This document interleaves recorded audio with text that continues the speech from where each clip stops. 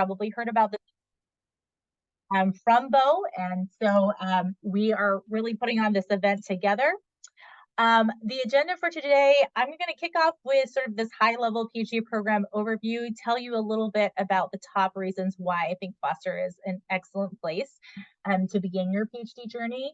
And then around 2:30, we're going to have some of our current PhD students join us for a panel where they will be answering some questions about why they chose to pursue a PhD program, and then specifically why do it here at Foster, and tell you a little bit about what has made their Foster experience unique. Then at 3 o'clock, we're going to have breakouts with the PhD area coordinators. These are faculty members whose responsibility, in addition to everything else that they do, they have a responsibility to guide PhD students through the program, and that includes overseeing their milestones or even the admissions process. This is a great opportunity to meet with those folks. And at the end, there'll be general Q&A, and Bo Kirkaby will also walk you through what the application process looks like as well, and kind of demystify and answer questions as he goes. Okay, well, since I have the mic now, I thought I would take a moment to tell you a little bit about how I ended up pursuing a PhD and then taking this route to become a professor at a business school. I grew up in Louisiana of the United States, and then also in Hong Kong, China.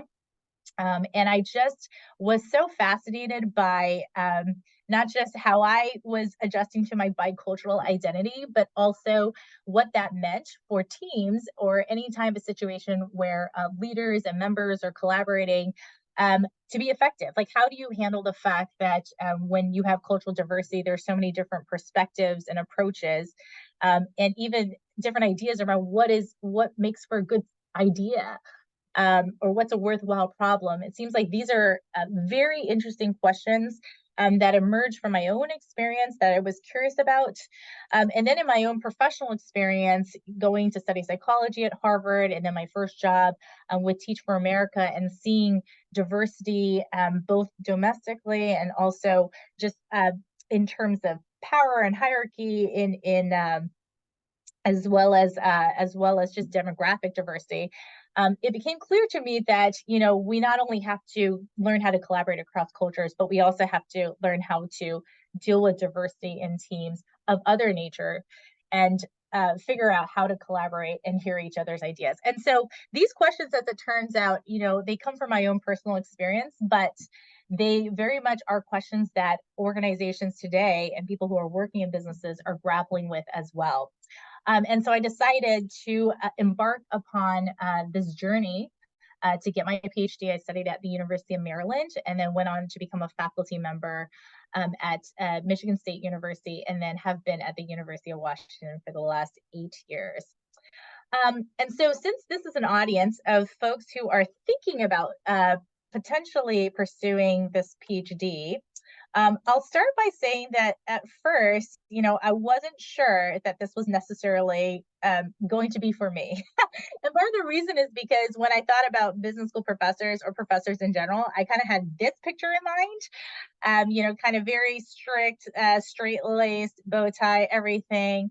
So I got in and I was a little unclear, other than the fact that I just knew I wanted to study these questions and get answers.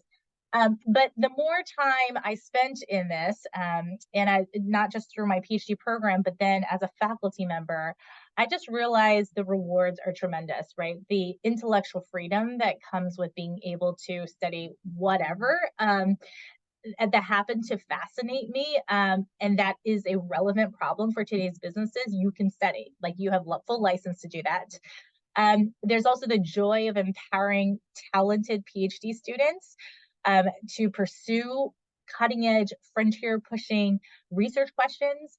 And then also the fact that I'm in the classroom. I'm here to equip the next generation of business leaders with the knowledge that we're generating through our research. Plus, you're being paid competitively as a faculty member of a business school with a flexible work schedule. And so very quickly, I realized that this is really what I was meant to do. And I've been very fortunate to have had a very fulfilling career so far as a business academic.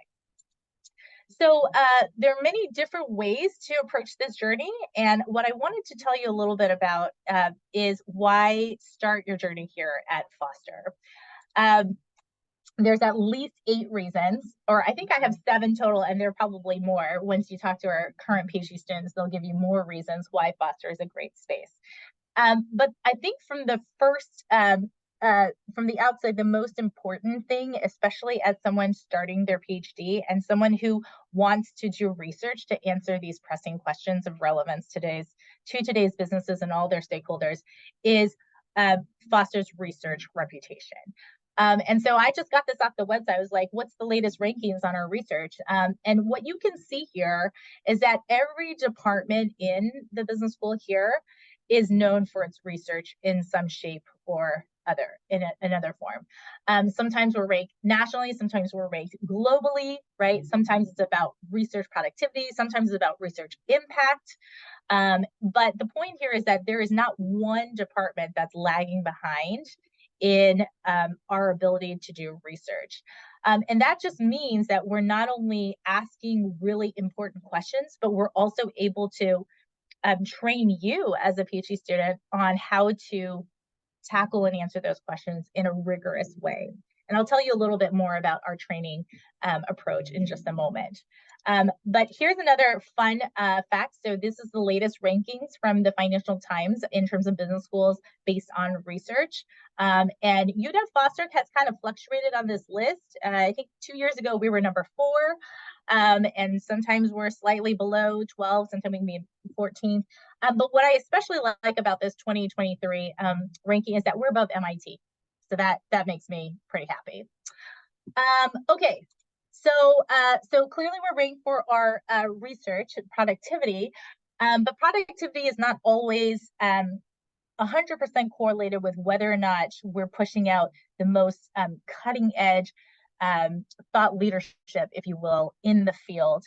But I'm happy to say that UW Foster also is very much at the front in terms of thought leadership. And the way we know that is by how many of our faculty are serving as editors or involved in the editorial work of top tier journals. And what this means is that when we're sitting in an editorial position, what we're doing is we're right in the stream of all the latest research coming in, the best research.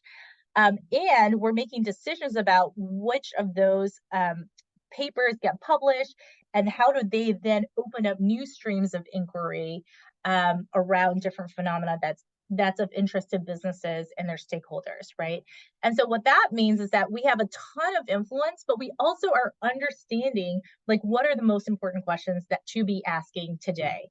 And so this is just a smattering set of photos of individuals who are in editorial positions. This is just incredible to be able to learn from these individuals because of their insight as editors.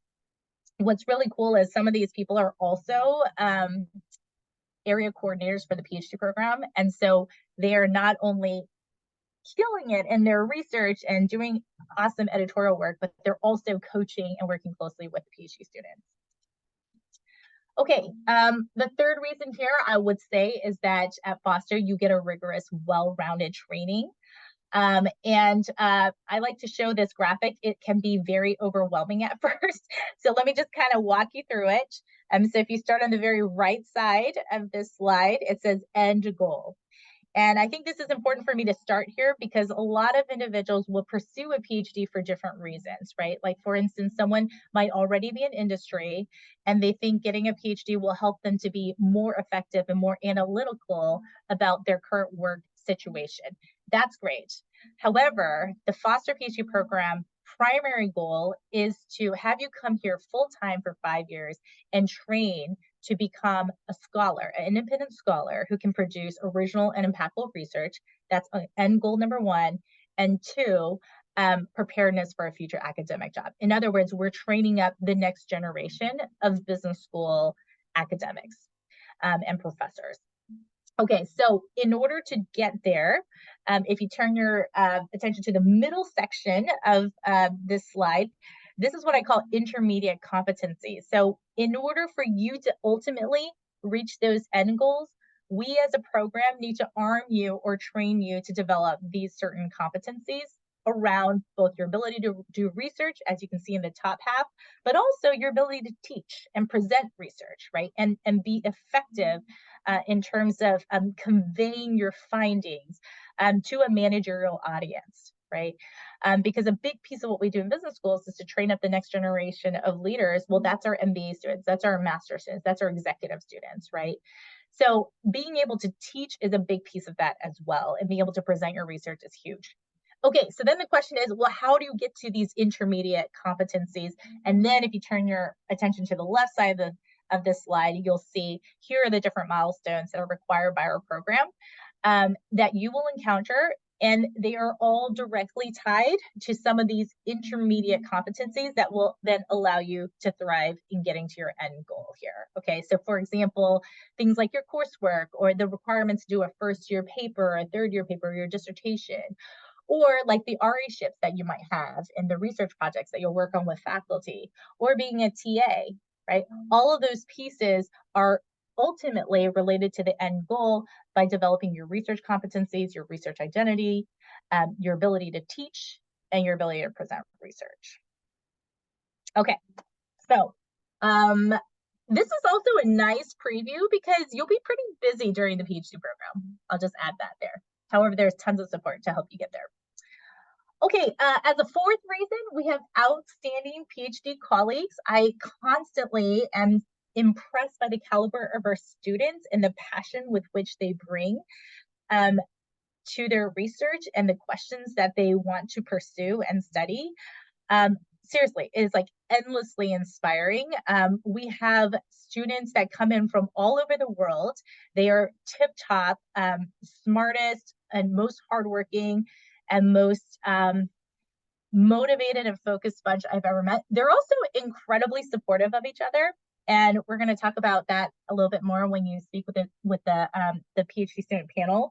But truly, it is a pleasure to be amongst these PhD colleagues. And this is just a photo of our graduates from last year looking fabulous in their purple robes. And so that is yet another reason to do your PhD here. I am not sure I've seen any other institution with such fabulous royal purple robes upon graduation. Down below, I'm just including some examples of where our students have placed in the past. Some of our students have also gone to industry, but by and large, many of them have found positions, academic positions in peer or aspirant business schools. And we're very, very proud what our graduates have done. Fifth reason, we have world-class facilities. And this is worth speaking about because since 2000 and I would say like 2010, Foster has really spent a lot of time, attention, and money and fundraising to ensure that our facilities are not only state-of-the-art, but they're also beautiful to behold. They're also sustainable from an environmental standpoint, and that they inspire collaboration and innovation and new thought. And so what you can see here on perhaps the left side, this is the Packard Hall. This is where I'm sitting right now. The building next to it, this is Dempsey Hall. This is actually where all our PhD students are. So they are right next to the dean's office. And then the next building next to it over here is Founders Hall. And that was just completed 2 years ago, I believe. It was just opened last year. It's been a very beautiful space for classrooms, centers, and also just for gathering. And so the point here is that, you know, you may find yourself as a PhD student of in other schools, you know, stuck in a dungeon somewhere doing your research. And I'm saying, no, not here. It's going to be beautiful. And it is actually one of the reasons that I came to Foster in the first place as well. I was just so inspired by the beautiful facilities. Okay, world-class city, that is Seattle. I think this picture says it all, right? You got your city life, you got your restaurant scene, and then you got your mountains, right? And then you got your water, you got your shellfish and your seafood, you got a lot of not that coffee, whatever it is that you enjoy. It really feels like there's something here for everyone to enjoy as a PhD student. For all those moments when you're not busy working on your research, you have a lot of options, is what I'm saying.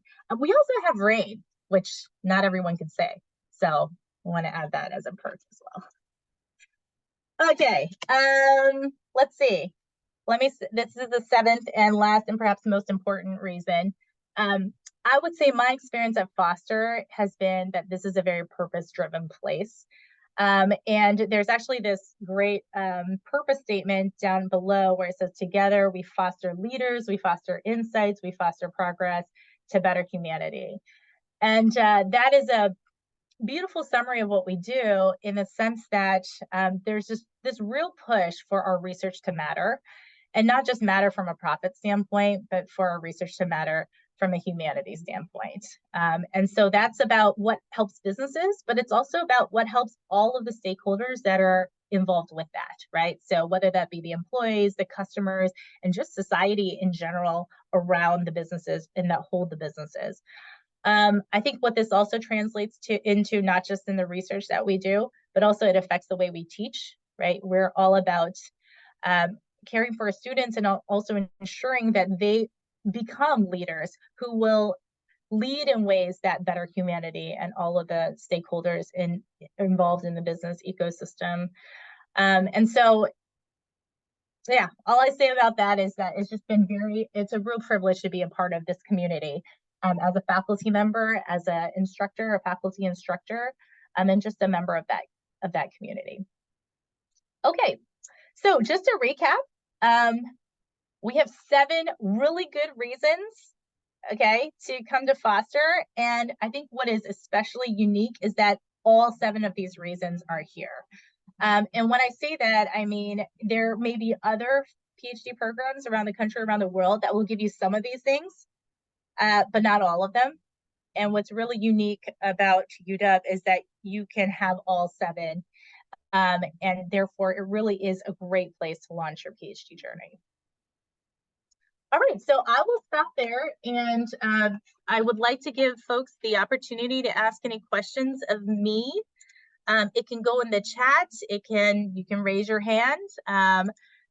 But in about 5 minutes, I'm going to hand it over to our current PhD students for the panel, and I will flash a slide in just a moment of their lovely faces and do a brief introduction. But before I do that, does anyone have any questions for me?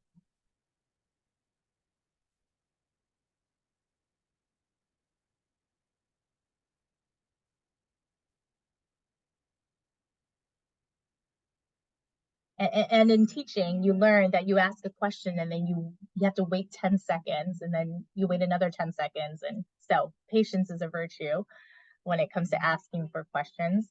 Okay, so I can see that there was a question asked about funding. I believe that Bo is going to go over a lot of those details. Am I right, Bo? That's correct, yes. So I'm going to save that because I think there will be additional information coming. But I think I did see another hand. So is it Hetsan? Yeah. Hi. Thank you. Thank you for the presentation. That was awesome. I have been in Seattle a couple of times, and this is a great city. So I had one question.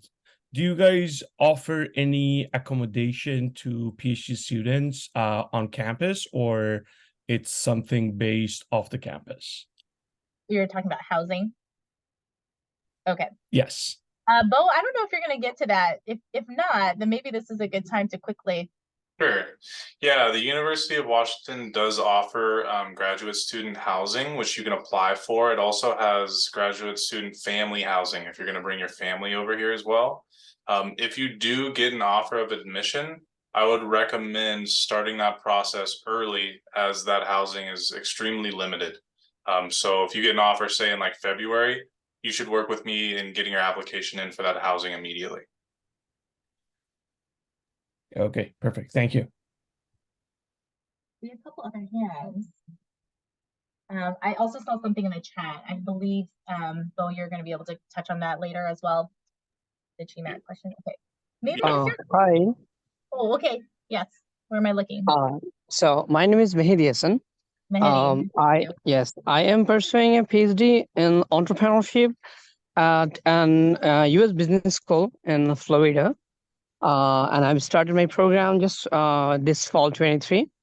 But yes, I'm highly interested in your PhD in technology entrepreneurship. I explored the program and I found that you recently began this program. So yeah, I would like to be considered to your program for fall 24. But what is my question is that my TOEFL score got expired just a few months back, but as I am enrolled in an US business school, so can I submit my transcript, unofficial transcript, in place of IELTS and TOEFL? Okay, that sounds like a very specific question, Mahidi. I think Bo will answer some of those questions when he goes over the application process. But I also encourage you to email him directly with those questions so he can give you a very complete and customized answer to your situation. So to whom I should send an email? Bo Kirkaby right here. So Mahedi, if you're gonna be sticking around for the rest of the show, I am going to get into the weeds and do a complete application walkthrough, and I'm gonna stick around for as long as there are questions. So if you just hang with me, I'll be able to answer any questions you have. Sure. Okay? Great. All right. So I don't want to delay any further because really we have a great highlight coming up, which is from our current PhD students. So I think they've all joined at this point, but I'll just quickly introduce. So we have Evie Smith, who's in her 6th year in the marketing department, just accepted a job. So she has like the full experience and will be able to speak to that. We have Sanjana Prabhu, 5th year from the management department on the strategy and entrepreneurship side. We have Joe Kroom, 4th year in accounting. Sanchita Das, 4th year from the operations management branch of ISOM. ISOM stands for Information Systems and Operations Management. And is it Karosh Gobadi from finance, who's in his 4th year. All right. So I will stop sharing so that those folks can. Hey, for my panelists, thank you so much for being here. I really just super appreciate y'all being here and taking time to share your experiences with all those here on the call. I think Bo is going to be facilitating this next part, so take it away. Hi, everyone. My name is Bo Kirkaby. I'm the Associate Director of the PhD program. And as Crystal said, I'm going to be your host from here on out. So we're going to go ahead and move into the PhD student panel section of our program. So I'd like to have Joe, Sanjana, and Karosh kick us off here with a question. Joe, what led you to pursue a PhD in business? Yeah, thanks, Bill, and hi, everyone. Welcome to the open house today. Excited to have you all here. So for me, after graduating from my undergrad and getting my CPA license, I'm in accounting, so I got my CPA license. I went to work for Big 4 accounting firms, and I just felt really unfulfilled there personally. So there was a lot of tedious work, and I struggled to see the value in a lot of what I was doing. And so it just wasn't very interesting to me, and I didn't really feel like I was really making the most of my skills and interests. And so an old professor of mine mentioned that I might enjoy getting a PhD in accounting, which was something that at the time I didn't even know existed. I didn't know you could get a PhD in accounting. But once I learned about it, I kind of instantly realized it was the right fit for me for 3 reasons. So the first was that it would give me the independence to work on the things that I personally find interesting and otherwise not have the freedom to explore. 2 is that it would allow me to make the most of my skills and abilities that might otherwise go to waste. And then the third for me, but perhaps the biggest, was that, you know, it's really important to enjoy the people that you're working with as much as the job itself. And so a PhD will allow me to be around all these people who kind of value education and lifelong learning in the same way as me, which I think is really important.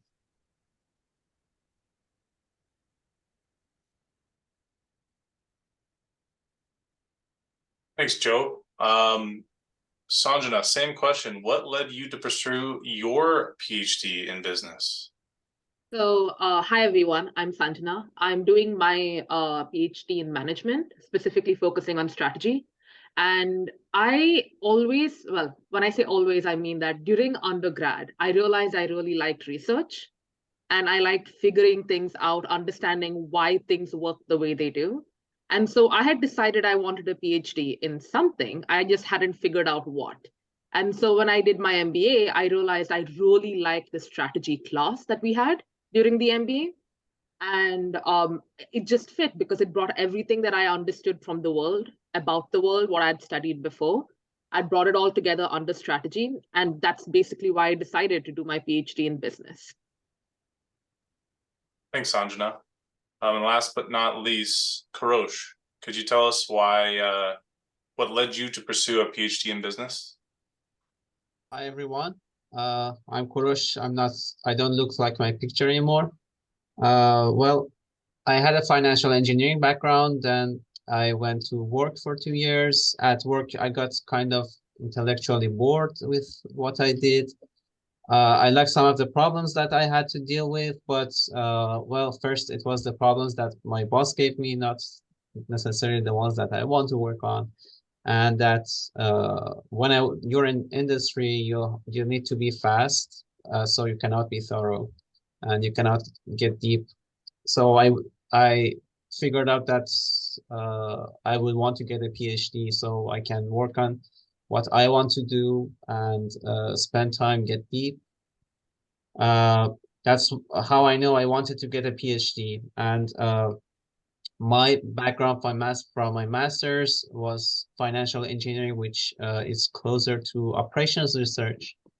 But I was mainly interested in the process of human decision making, particularly how people make financial decisions. And so that's why I got into finance degree. Thanks so much, Karosh. So next question, what are you studying right now and why, Evie? Can you help us out? Yep, thanks, Bo. Hi, everyone. My name is Evie. I'm a PhD student here in marketing. And as you can see that I have a very cool PhD Foster shirt. My first publication was on parallel importing. So it's about products getting dealt outside of their distribution channels. And my current dissertation, it's also my job market paper, is actually about AI fairness. So I use mathematical modeling or game theory to analyze firms' strategic reactions. And I kind of predict or to look at what would happen if firms such as Instagram, right, Meta, and this kind of AI firms, what will happen if they adapt and then try to make their AI systems fair. And I also have another paper that's on generative AI. So I actually use the generative AI to generate a whole data set and then analyze that and compare the AI fairness issues of that data set to reality, which is the census data I gather. So I have a theme for AI, and it's really helpful to be here at UW because we have so many industry connections. And the UW also is very encouraging for me to talk to those local companies, right? We have Amazon, Microsoft, and then I also volunteer at this product management center. And then there are a lot of summits going on, and I actually get to tell the product management center that I really want to run a AI fairness summit. So to attract those kind of business people, leaders, VPs from the actual companies working on this issue to come here to Seattle and talk to me about these issues. So I really enjoy working here. It's been super great. So that's what I've been working on. Thanks, Evie. Sanchita, I'm going to ask you the same question. What are you studying right now and why? Okay. Hi, everyone. Bo, am I audible? Yeah. Okay. Very excited to meet you all. I am a fourth-year PhD student in the operations management area. I am currently studying agriculture operations, both in the context of India and the US. The current problem that I'm working on is how Apple manufacturers in Eastern Washington can plan the capacity of labor that they should have in order to accommodate uncertainties due to weather in the harvesting dates of apples. It's a very interesting problem that I figured out by talking to people here who are actually working in the fields in Yakima Valley, a little away from Seattle. Following up on what Evie said, the reason I'm studying this is because Seattle is a city where there is a lot of action happening on all fronts, not just the big tech like Amazon and Microsoft, but also problems around public sector operations, social impact. For example, in the agriculture sector, a lot of nonprofits, so to say. The way I arrived at this problem was because I was just generally interested in agriculture because I had done some work around this in India. And I just wanted to follow up. So spoke to a lot of startups, a lot of industries, government institutions that work in this area before zeroing down on this problem. Thanks, Sanchita. Okay, next question. How would you describe the Foster experience in helping you to reach your goals? Kurosh, I'm gonna start with you.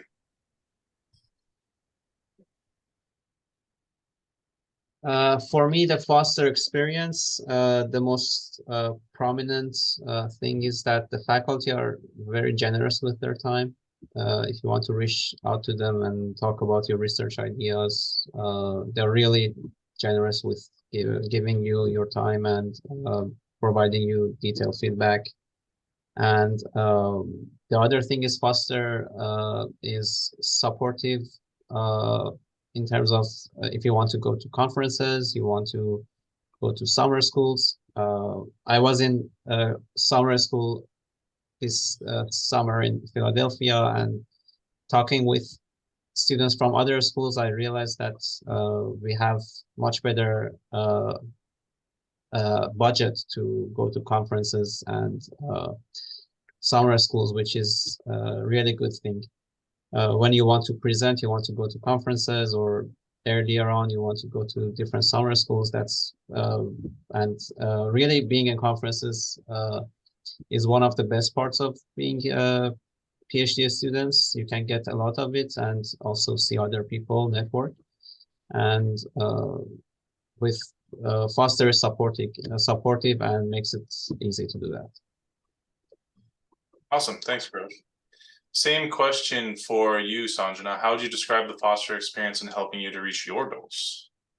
So this is sort of piggybacking off of Kurosh, but along with having a lot of time for the PhD students, I think the faculty are also very open with helping you connect to people. They'll connect you to their network, which is really important given that as PhD students, it's really difficult to work out who to talk to, when to talk to them. And also random people on the street are not going to talk to you about your research. You need that connection, someone that brings you together. And the people at Foster are more than willing to be that person. And this is, I think, unique to Foster because there are a lot of different schools in the US. And Foster is unique in the fact that the faculty are willing to help you, give you their time.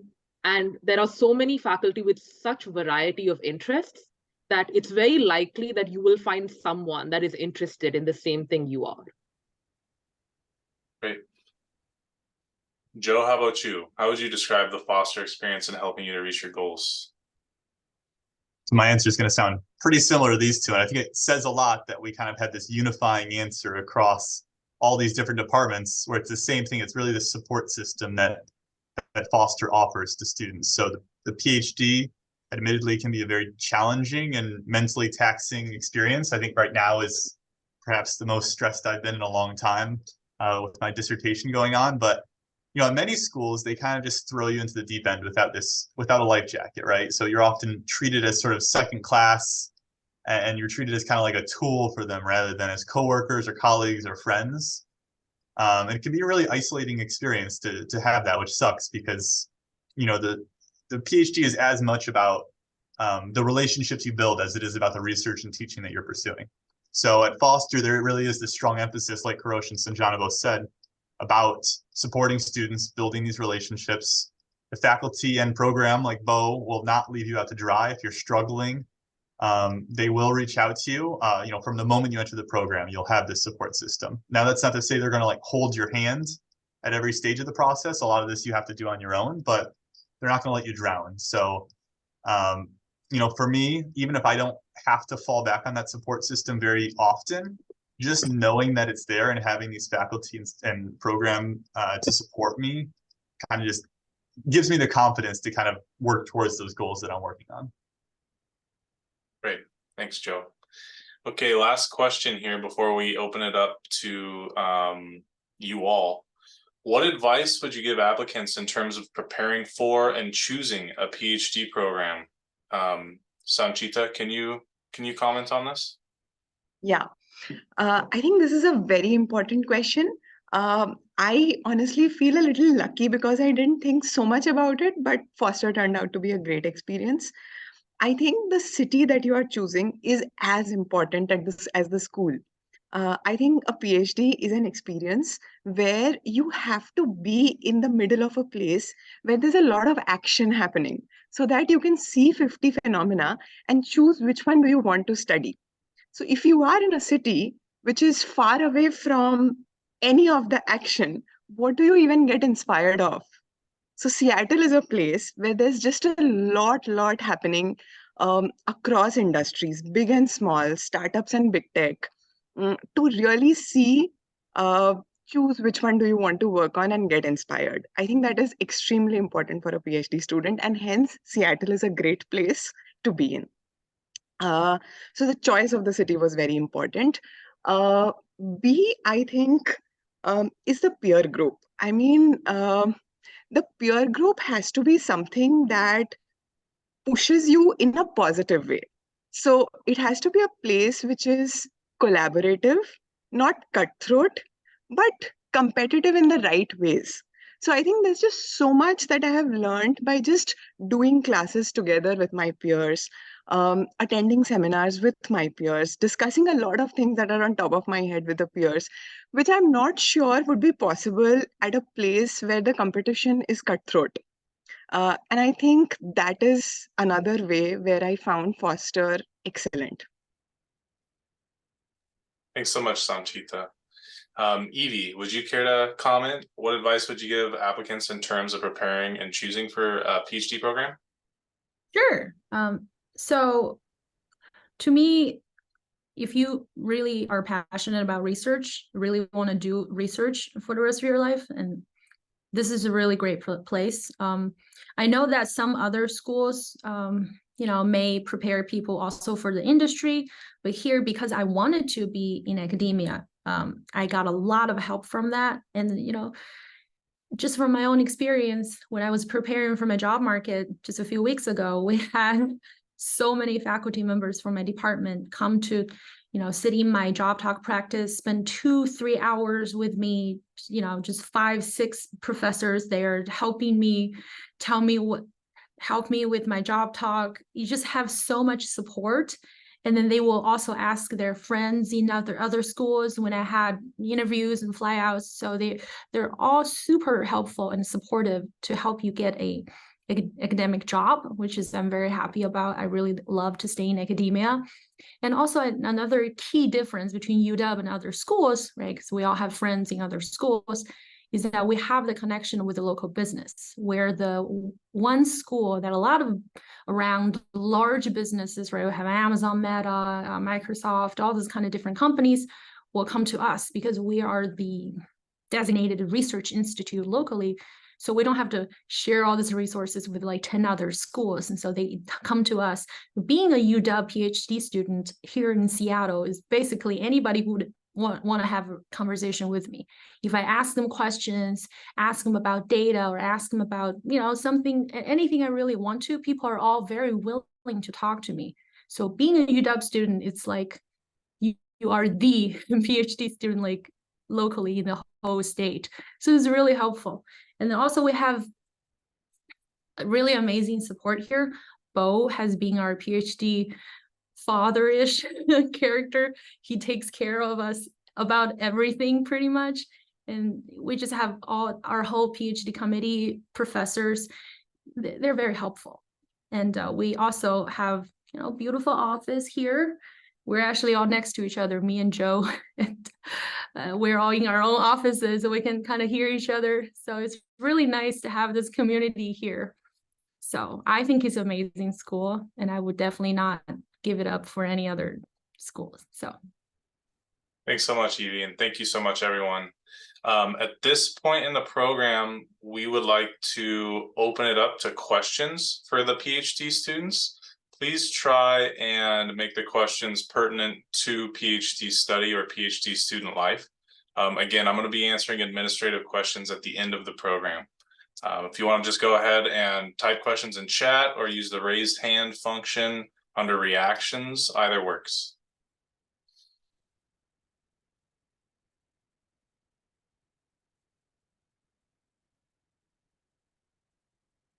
Eric, looks like you were first. Thank you. Again, thanks, to the panel, for, can you hear me? Yes. Yes, gotcha, sorry. For your insights and everything. And so this one, I think, I am interested in applying to the finance, program. And so maybe gear more towards, Karush. I was just wondering, since Karush mentioned, he came from, he had some industry background. I was wondering, what are certain, I guess, like some tips, he would give, for someone coming with some industry background, versus someone who came straight, from undergrad or academia.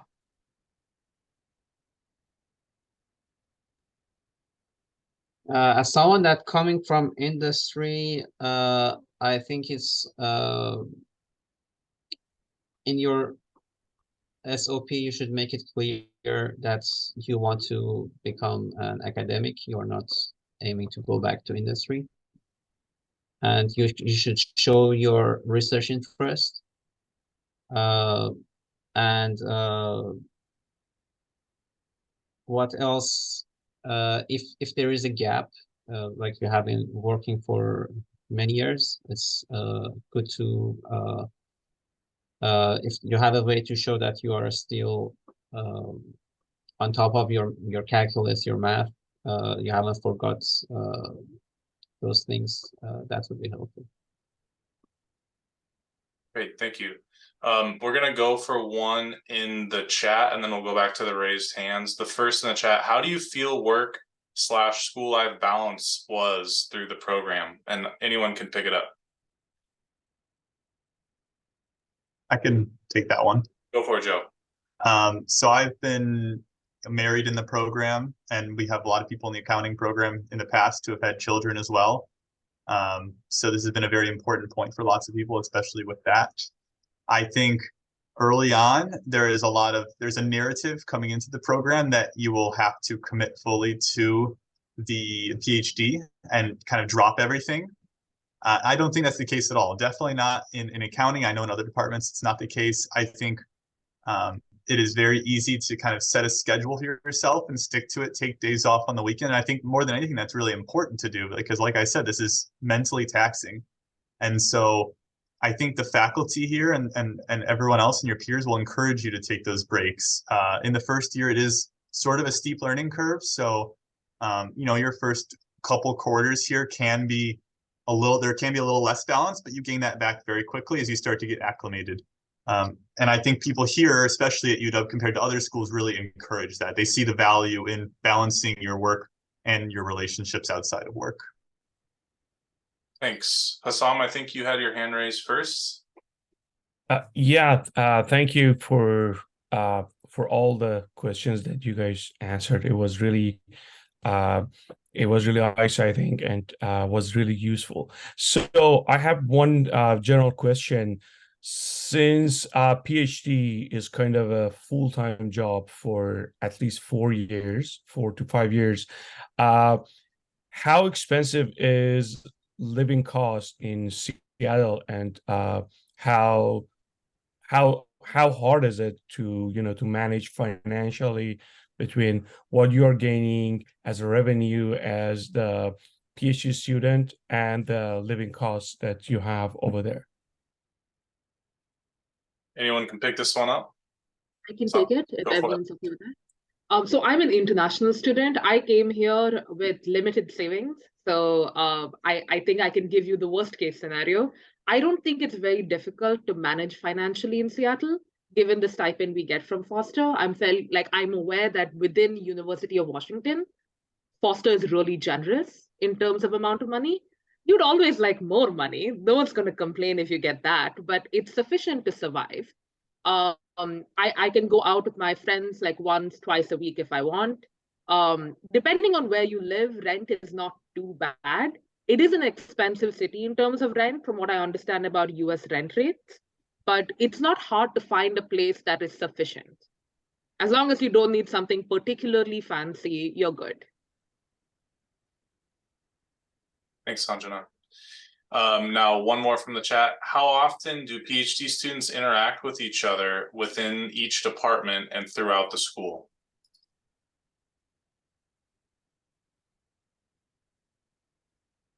Anybody? I can I'll take add- that. Oh, Yeah, go ahead. me and Kurosh actually go for tea and coffee all the time.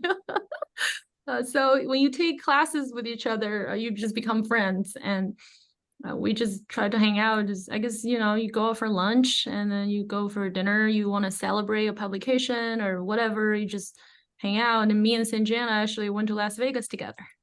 So we actually do hang out with PhD student quite a bit because they understand how stressful it is, and it's really helpful to have a buddy system. And within department, so you're not restricted to only hang out with people in your own department. Of course, you have a lot of seminars together, but also our offices, as I keep doing this gesture because we're all in the same office. We have 2 floors, and then we have a lot of different departments. We're just all next to each other. We just go outside and see who wants to go for lunch. And also we have a DBSA, which is a Doctoral Business Student Association. I'm actually in charge of doing happy hours. So we try, Bo and Crystal are really encouraging for us to try to get some happy hours, try to go somewhere, do a day hike to have this kind of friendship going on. This is really helpful. So Thanks, Evie. Hijab, it looks like you had your hand up next. Yeah. Hi, Bo. Thank you, everyone. All the information that you're providing is super great. So my question is more around how much does the school support interdisciplinary research? In particular, Evelyn, looking at your journey where you're looking at generative AI, but you're in the marketing field and, or in the marketing track. So, was that already predefined, or was that very specific marketing lens? I'd love to just get a little more insight into that space. Yeah, sure. So I know we have marketing, finance, so this kind of divides, but a lot of times you have a lot of freedom, right? There's a lot of overlap between, say, what I study, marketing and technology, and IS, which is information systems. There's also a lot of overlap between, say, consumer behavior and sometimes organizational behavior. So you're not restricted that I have to have a certain topic at all. You have a lot of freedom in choosing what you want to study. That's the whole point. But also, a lot of times when we talk about different discipline, we're really talking about the journals that you publish in. So for those different journals, then sometimes they have, for example, for marketing, we got to talk about consumers sometimes, right? Because that's what we care about. So as far as you have something that's from this angle, you can really study what you really care about, right? I study firms' strategic interactions with each other. Of course, they consider sometimes I can consider pricing, right? My last paper does pricing. This paper, there's no pricing. So it's really, you have lots of freedom. And also, again, you have a lot of freedom in choosing who you want to work with. You can switch advisors. If you find your topic is no longer something you're interested in, you can always switch topics. So it really depends on what kind of topic that really brings out your strength, your past background. I work at Microsoft at their AI Cortana. It's retired now, but that's why I chose this. But I could really choose whatever I really wanted, as far as I think it's a great topic that is going to be accepted by the journals. Can I add to that, Bo? Yeah. I know the question was more in terms of just marketing, but I feel like this, the question of interdisciplinary work is relevant for all of the different departments. And I think all of us draw from econ. I draw from econ, law, sociology, and I'm in strategy. And so like I draw on their journals when I'm looking at what I'm going to write. So I think that the school does encourage you to do a lot of interdisciplinary work, not just within like the business school, but also in terms of drawing from outside journals, like journals that are not business oriented necessarily, because sometimes the context that we study need that. Yeah, it's really whatever you believe is a really great topic, and then that can be impactful. So. Okay, we are running out of time here, so I'm gonna pick one question that I saw in the chat earlier up. Let me see here. John asks, did you know what you wanted to study before you arrived? Or if not, when did you determine that and who at UW helped? Sanchita, can you chime in here? Yeah. So I think the way I looked at it was, or the reason I wanted to start a PhD was that I was working in the e-commerce industry in India. And as a practitioner, I really enjoyed that field. And there was a point where I thought I had hit a wall in terms of methodological depth. And while I was very much interested in how to solve problems in that industry, I did not have the mentorship or the expertise to help me go a little in depth to solve the problems that were the need of the hour. And so I came here wanting to probably study a little bit of e-commerce problems or a little bit of agriculture problems. But it took a lot of talking to my advisor, talking to companies here to figure out what is research worthy.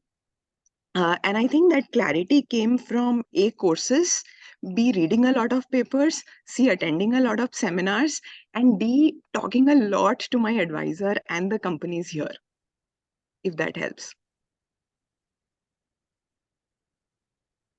Thank you so much, Sanchita. Mavis, looks like you've had your hand up for a while. You want to go for it? Yeah, that would be wonderful.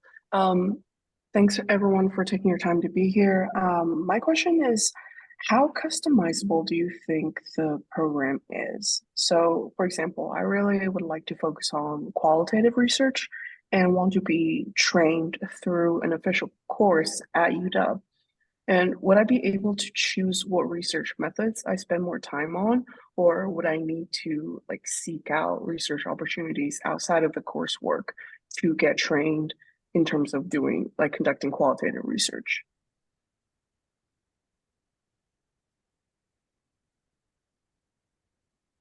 I think if you want to find a faculty member that's doing that qualitative, then you can do it. But if you look at everybody's research and then nobody has that research method, then maybe look into some other faculty in a different department, because a lot of times people are not say defined, but like people tend to use the same method. So if you want to do qualitative, so it depends on I know a lot of times we say, oh, people think that we do topics, but a lot of times is we choose certain method and then we're familiar with it, and then but we can really study multiple topics. So if you are more interested in the topic versus the method, then that really depends.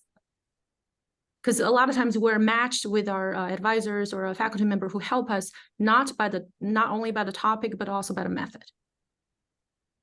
To add to that, within at least the management department, we have a wide plethora of different methods that people use, and everyone has like a history of different things. I'm an empiricist by nature, and so all the subjects, the classes I took in my first 2 years were all very oriented to quant work. But I know that there are classes within UW, maybe not necessarily within like Foster itself, but outside Foster, where you can go and attend these classes and you are encouraged to as part of your curriculum in the first 2 years.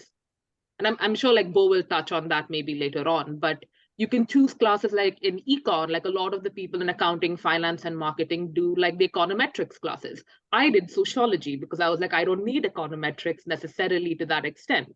I know people who took the econometrics class from public policy, right? And so it's not necessary for you to do quant classes at Foster, because there are a number of quant classes you can take at UW, and all these different departments are so good. at what they do. And so you will find someone who has a class that is oriented to what you want to learn. Okay, thank you. Thanks, everyone. Okay, we're gonna do one more question before we go into the departmental breakout rooms. Simran is curious, do you have prior experience, or did you have prior experience in research and or publications before enrolling in the PhD program?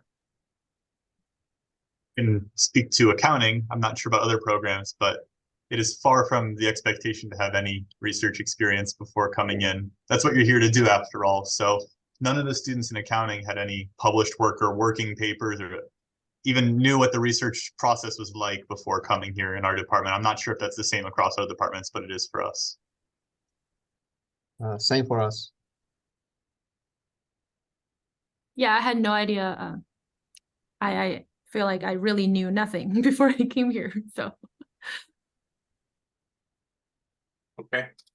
Well, thank you all so much for being part of the PhD student panel. Super appreciate it.